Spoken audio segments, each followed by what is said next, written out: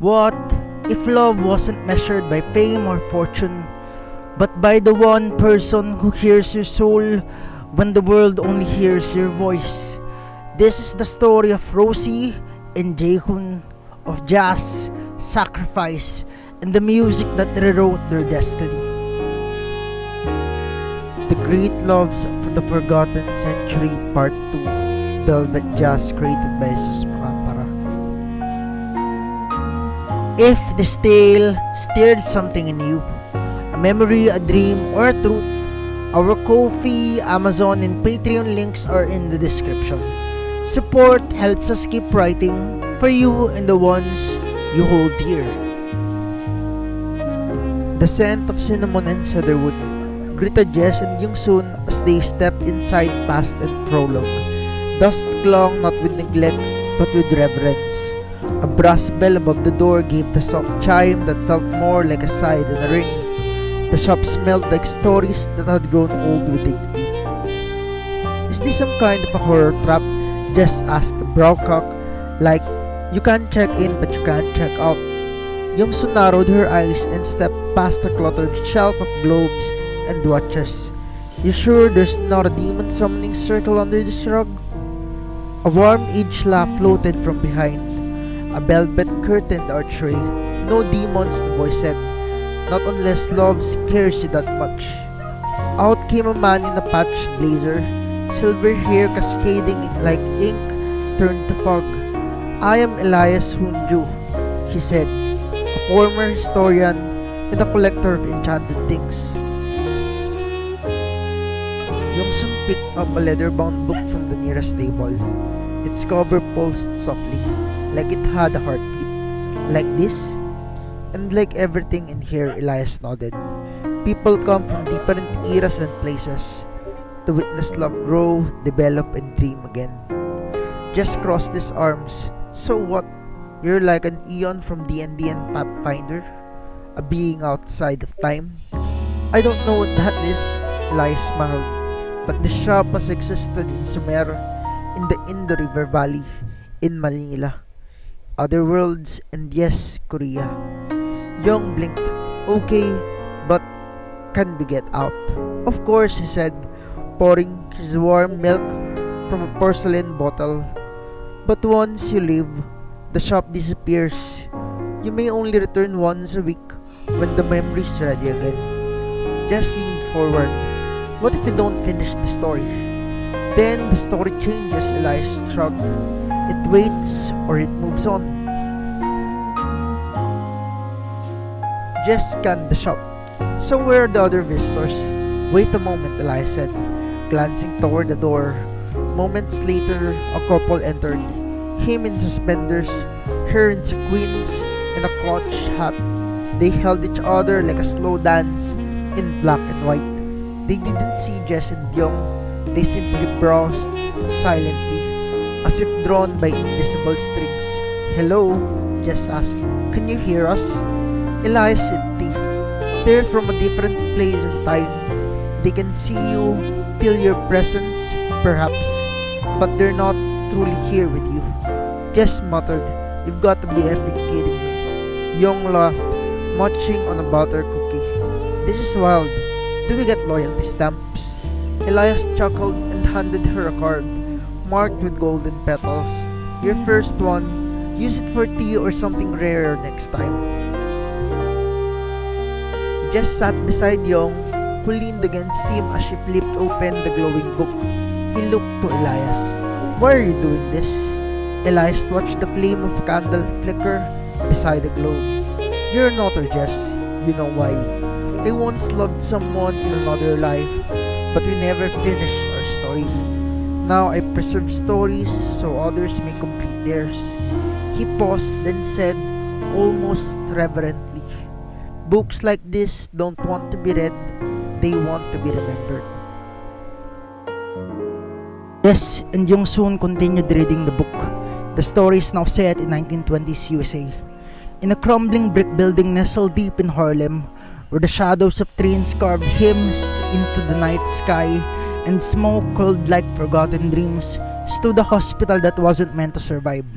Pacampara Clinic, Run by Jess and Jong-soon was built not with steel but with soul, and though America bled its heart dry through inflated prices and racist policies, charging them double for every bandage and pill, they kept their doors open to anyone in need. The sick, the poor, the colored, and the voiceless. Just believed it couldn't last. They'll bleed us out, he muttered once, staring at a crate of overpriced gauze. But Jong-soon only smiled, tucking a strand of hair behind her ear and said, "Then we'll bleed with them, the people." Help came from unlikely saints, the kinds of sinners God might have turned a blind eye to, but knew how to keep good people alive. Marco De Santi, an Italian moonshine boss with a bullet Jess had once removed from his thigh, pledged his protection without ceremony. He never spoke of gratitude. He simply showed up next week with a crate of morphine hidden inside bottles of bootlegged whiskey and an old upright piano he insisted was payment. On slow nights, he taught Jae-hoon, barely 13, how to pull music out of those battered keys. Music, Marco would say, his fingers tapping the lead like a lullaby, is cheaper than war and sometimes just as dangerous. Then came Murphy, a red-nosed Irish boss who ran 3 bars and 6 fronts across the east side. He dropped off flour sacks stuffed with quinine and antiseptics wrapped in wax paper, grinning like a man who knew he was doing something worth dying for. "You keep him breathing," he told Jess, "and I'll keep him drinking. Together we'll save Harlem." Between them all, a network emerged, stitched together not by law but by loyalty. A city of ghosts and gospel, rogues and rebels, all bound to the same impossible dream, that healing could still be a revolution. Harlem was dangerous, but Harlem was also holy, and somehow Pacampara Clinic became both altar and battlefield, where the price of love was often paid in courage and kindness arrived in the form of outlaws with rough hands and soft hearts. Jae-hoon grew up in that pulse, watching his parents heal bodies, watching the neighborhood raise him. He taught kids to read on the clinic steps, mostly black children shut out of libraries and told their dreams didn't matter. That's where he met Johnny Ellison, son of a war-hardened veteran, who stood guard over the block like a lion in denim. "Your dad saved my pa," Johnny said once, "so I guess you're family." They were. Together they dreamed of oceans. Johnny spoke of returning to Africa, tracing his ancestors' path. Jae-hoon longed to see Korea, the land he barely remembered, but still carried like a second heartbeat. "You ever ride a boat?" Johnny asked. "Only once," Jae-hoon replied. "Let's do it again. This time we choose the port." And then came Rosie Young, wild as a trumpet blare, sharp as a vinyl needle, a flapper with hair like ink in moonlight and a voice soaked in longing. She sang back up in the cotton lily, but even in the shadows, her fire couldn't be dim. Jae-hoon first heard her voice backstage. Rosie in turn froze when she heard his piano playing a lullaby that echoed something deep from her childhood. "Where did you learn that?" she asked afterward, breathless. "My mother," he said. "Maybe yours too." From that moment, they were melody and harmony, jazz and hush. Rosie taught him to loosen up on stage, to move with swagger. He taught her the theory behind the songs she belted instinctively. With Johnny on trumpet, the three formed the band, the Velvet Jazz, and soon they became the heartbeat of Harlem Nights. Rosie didn't care about borders or boats. She cared about the applause, the heat of lights, the release that only singing could bring. But her mother warned her once gently, "Do not become a woman who loses herself for applause." When Chicago called, offering Rosie a contract, promising fame and fancy cages, she refused. But it wasn't as simple as a single word, a single decision. First came the telegrams, sharp, hungry words from man in pinstripe suits who had heard her sing only once, but knew instantly what she could do for their bottom line. A studio in Chicago they promised, a record, a billboard, a national tour. Then came the man himself, Daniel Brooks, a name stamped across gramophones and jazz halls, heir to a music empire. He arrived in a cream-colored car with white wall tires, stepping out onto the Harlem's cracked streets, as if they were just another carpet laid out for his shoes. He wore his charm like a tailored suit. At the Cotton Lily he watched Rosie sing, sipping whiskey, tapping his ring against the glass. After the show, he found her backstage, hands still tingling from the last note, cheeks flushed with sweat and joy. "You," Daniel said, his voice smooth as saxophone smoke, "are meant for more than these peeling walls." He offered her a cigarette. She shook her head. He laughed. "Listen, Rosie," he murmured, stepping closer. "I know talent and I know what small men do when they see a woman shine too bright. They want to hold you down, keep you small, tell you love is enough. But love," his smile was thin and sharp, "won't put your name on the marquee." For a moment she wavered. She imagined her name in lights. Rosie Yoon, the flame of Harlem. She imagined her voice pressed onto vinyl, played in clubs she'd never stepped foot on, echoing across cities she'd never see. She imagined gowns and cars and the kind of applause that cracked ceilings. And then she imagined Jaehoon, not the polished dreamer Daniel sneered at, but the boy who taught deaf children to feel music through their palms, the man who sat up at night, scribbling new melodies by candlelight, whispering, "Rosie, does this feel right?" The lover who tuned an old piano with hands that knew softness and still alike. Jaehoon never wanted to cage her. He wanted to stand beside her on any stage in any city where they could write their own songs. That night, Rosie sat alone on the roof, city yawning below, neon signs flickering like wounded stars. She held the contract in her lap, Daniel's promises coiling through her mind. And then she heard it, faint almost from the street below, Jaehoon's piano, playing not a jazz tune, not a show tune, but a simple lullaby, her mother's lullaby. The one Rosie hadn't sung in years, the one she thought no one remembered. Her heart cracked open. In the morning, Rosie walked into the Cotton Lily, found Jaehoon bent over the piano, and slid a folded contract beneath the broken string. She kissed his temple, hands trembling but sure. "We write our own songs," she whispered. "I'm not going." Daniel left town without a word. The car drove off, and with it the shimmering mirage of another life. Rosie watched it go, arms strapped around herself, wind tangling her hair. That night, Jaehoon pulled her into his arms on the empty stage. No audience, no lights. Just them, swaying in a hush of creaking floorboards.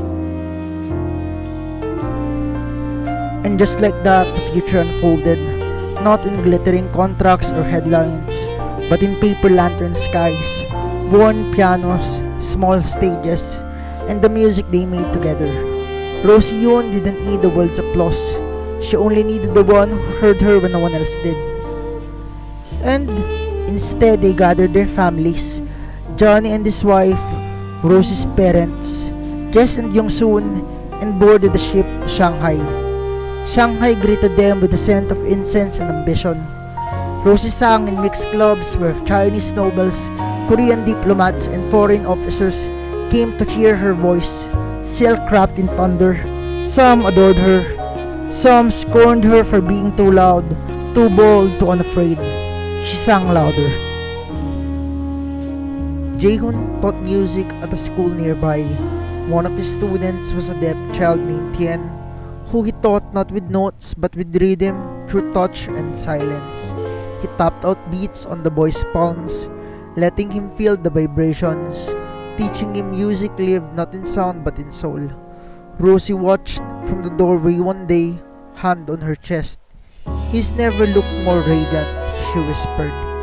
They found the broken piano behind the club, splintered and silent. Rosie sanded and polished the wood. Jae-hoon tuned it until it wept again. Together, they carved their initials behind the lid, JP plus RY. It became their altar. The trio thrived.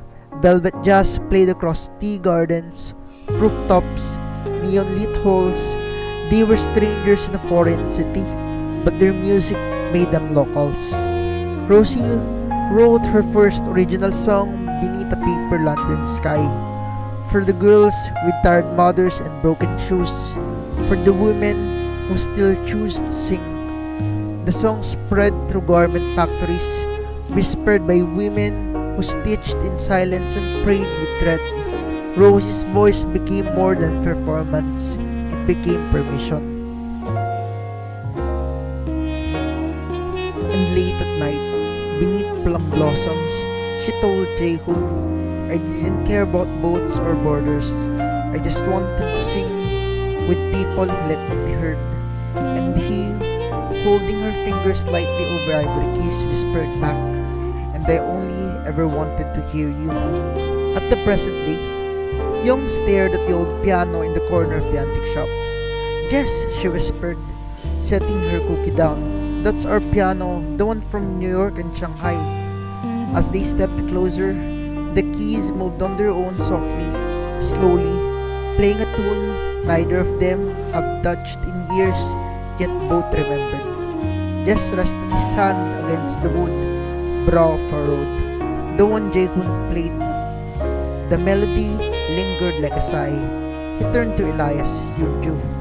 This song, doesn't it sound like one of Young's old tracks? Young smiled faintly, eyes still on the piano. Please don't say the name. Jess glanced at her, curious. Why not? She shrugged, voice low, touched by something unspoken.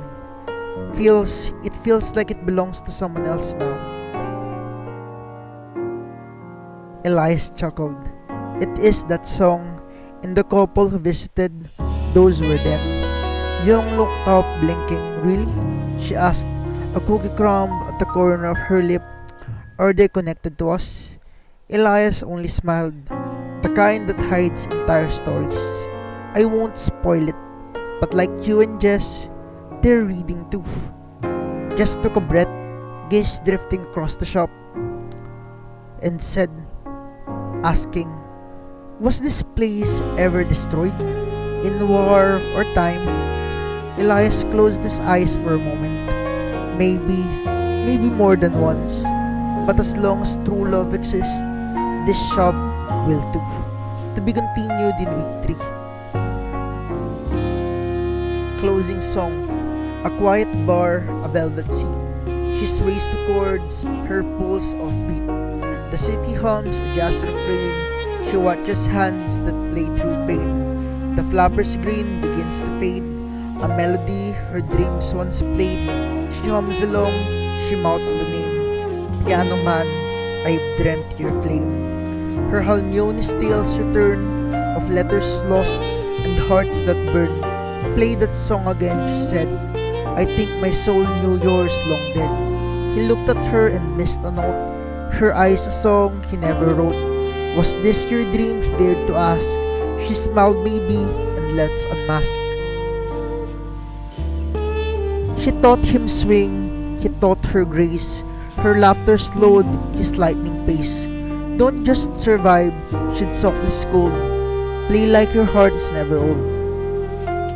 The club grew dark, but they grew light. A bond reborn in Harlem's night. His fingers found her every scar. She kissed the keys beneath the stars. Come to Chicago, men would say. We'll make you rich, but not your way. She packed instead for ports unknown. Shanghai, she said, where I'm my own. He followed her without a sound. His mother's song, their battleground. The ship to Asia rocked with dreams, and dawn broke slow on jasmine streams. In cafes tucked beneath papered lamps, she sang with rose and rainy stamps. He taught the children, wrote new tunes. They kissed beneath red dragon moons. Her voice, his hands, the world stood still. They built a home through love and will. The past alive in every note. Their story inked, songs they wrote. But now the keys are worn with time, but still they play that lover's rhyme. And readers come, their hands in place, to find that music still has grace. So come, dear soul, and turn the page from Harlem's heart to Shanghai stage. Love waits not just in books or men, but in the chords we play again. This piece is dedicated to my dearest sunshine, Kim Young-soon. Please show her your love and support on her channel, Solarcido. She's the heart behind so much of the light I share here. If you enjoy poems, short stories, and heartfelt journeys like this one, stay a while and see if any of my work resonates with you. I'd love for you to consider subscribing if you find a piece of your heart here. Also feel free to leave a comment about what new story formats or poems you'd love to see. Your voice helps shape this growing storybook we're building here. Thank you for walking this world with me. Have a nice day.